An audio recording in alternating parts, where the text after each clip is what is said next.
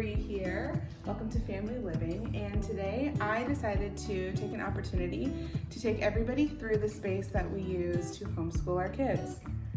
I have Zoe here with me. Say hi. No?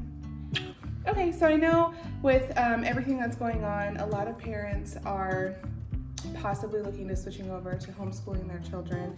I've only been doing it for a little less than a year now, but I absolutely love it. And I have, we have a second grader, fourth grader, and a 0 grader. So I just wanted to share the techniques and some of the things that I do in order to be able to homeschool the 2 kids at home while also having a less than 1-year-old on my hip all day long. So come along with me. So this is the space. Sorry if I look down a lot, we have animals. I don't want to step on one of them. Case in point, there's Maddie. So the space that we use is right off of our kitchen, and we weren't really sure exactly what the space was meant to be for anyways, but Andrew's holding the camera, so if you want to do a little pan of it, this is the space I'm going to be taking you through today. I'm not really going to go into so much about the type of curriculum that we use and our day-to-days. This is just going to be a quick overview of what we have on hand and what we're currently using in the space that we have.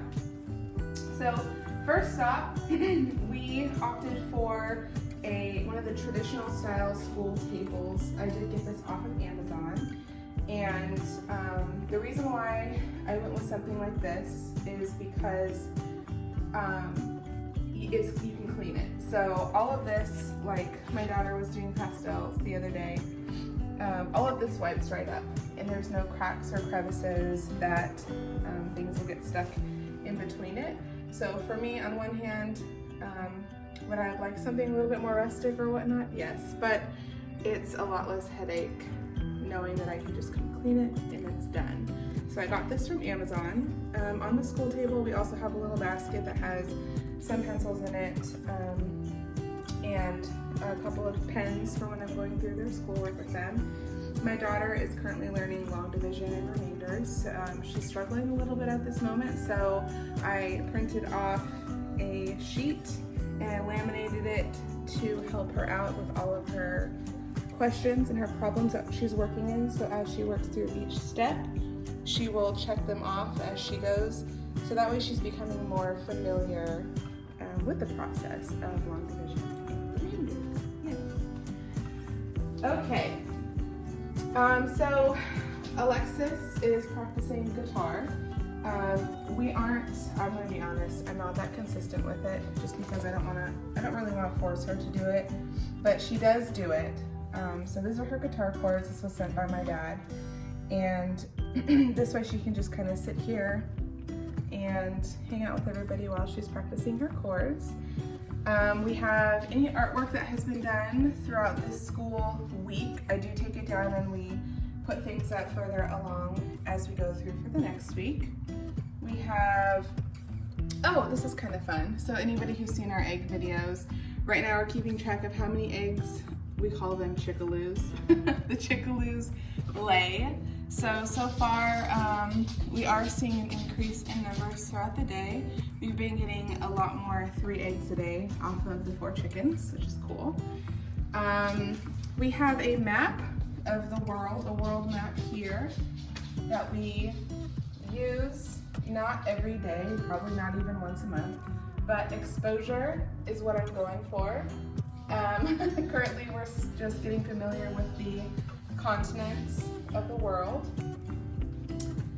We have some of Dean's artwork on display. He was making dream catchers with the sticks from our yard and some yarn that we have. He got very excited and he made all 3 of those in one day. So he said this is his thing. So I'm expecting more in the future. And then we have our 2 bookshelves, which we've actually had these they're from IKEA. We've had these for several years, like at least 5 years or better.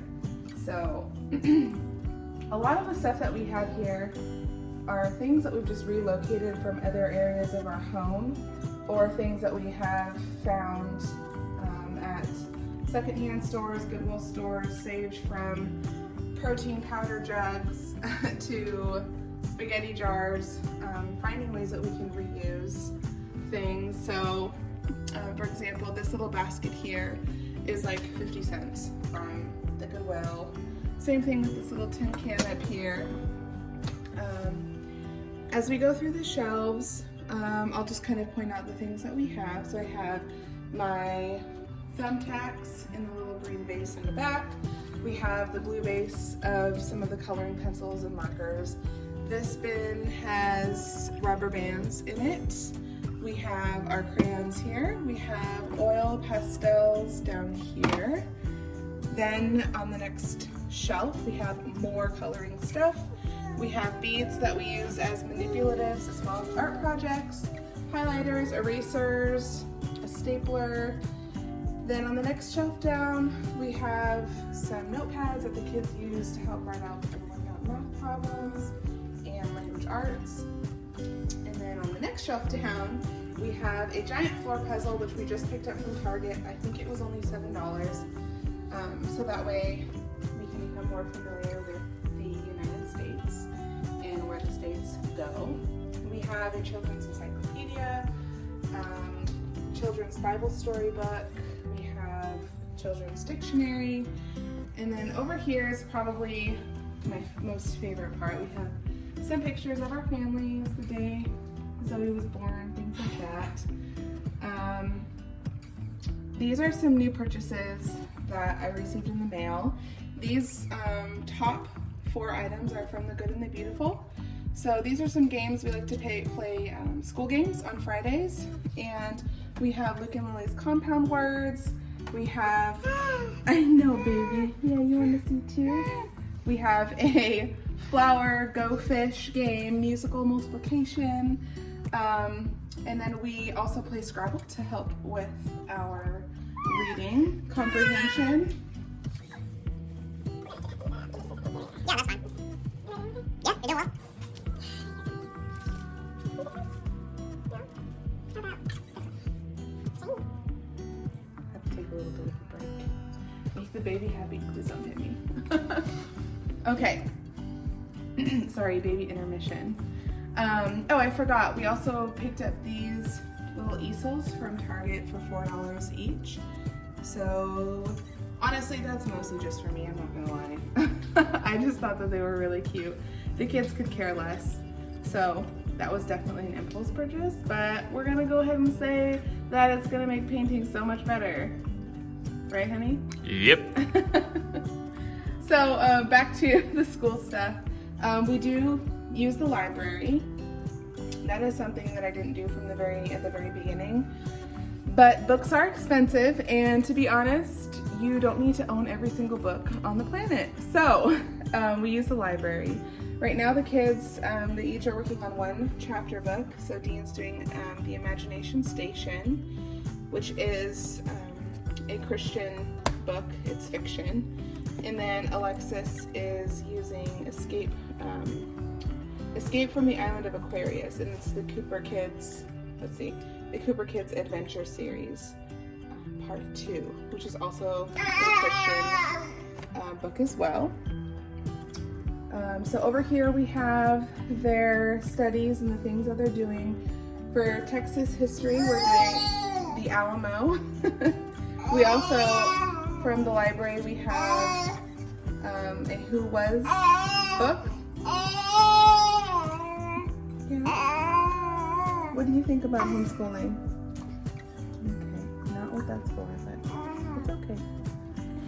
And we also have Storybook of Science is what we're using for science, and I'll get into much deeper into the curriculum, like I said before. So we have their math books here. We have their binders, which hold their weekly studies for school, and I print those off in advance every Saturday. And then further down, we just have more books for them to get into. More books for reading. We have Nancy Drew. We have the Boxcar Children. We have some fun picture books. We have bird books, our planet books. We have more print-off binders that I go back and forth from when I feel like we need to supplement for science or supplement for history. Yeah. And then as we continue of this direction, if we're doing anything with the TV, as far as Planet series or Bible movies that we're going to be watching or Daniel Tiger or anything like that, it's nice to be able to have our TV right here just because I can see what's going on and monitor what's going on. Alexis, I mean, this is real life, right? We can't make everything picture perfect, and I mean, it's picture perfect for me because I have this little baby. Yeah, do you want to say something? So this is what it's really like. It's not going to, our baby's not quiet ever or all the time. So you just have to learn to work around it. But we have some of their toys down through here. The basket is Zoe's approved toys basket, so that way nothing in there she can actually choke on. We've actually had that Melissa and Doug Zany Zoo cube ever since Alexis and Dean were little. So that's why it's not in the best condition. And then these storage cubes, I'm not going to take you through them because I'm going to be honest, I haven't gone through them. And you know what happens when you tell your kids to clean up and the room looks great, but then you start opening up drawers or lifting up blankets? That's what that is right there. But we have Alexis and Dean's bucket of Legos, an abacus, and then that's a loom for Alexis. And this is just the play area. So the kids are able to play right here. Zoe's able to play right here whenever I'm teaching them. If she's fussy, then I get my computer chair. Please don't hit me. And I roll it up to the table, and she's here with us for the whole time. And this is just a basic overview of our learning space. Please let me know if you have any questions, things that you really want to know about homeschooling. It'll help guide me through our next video, or else I'm just going to share with you what I want to share with you. So let me know if there's something in particular, questions that you have, roadblocks maybe that you've hit. Maybe I have overcome them, maybe I found other ways to work through them with multiple age kids. Please don't hurt me. Thank you so much for watching. Please subscribe to our channel, Family Living, and we will see you in the future. Bye. Put it right here.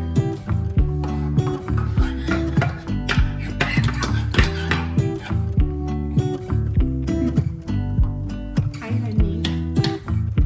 Hi, baby.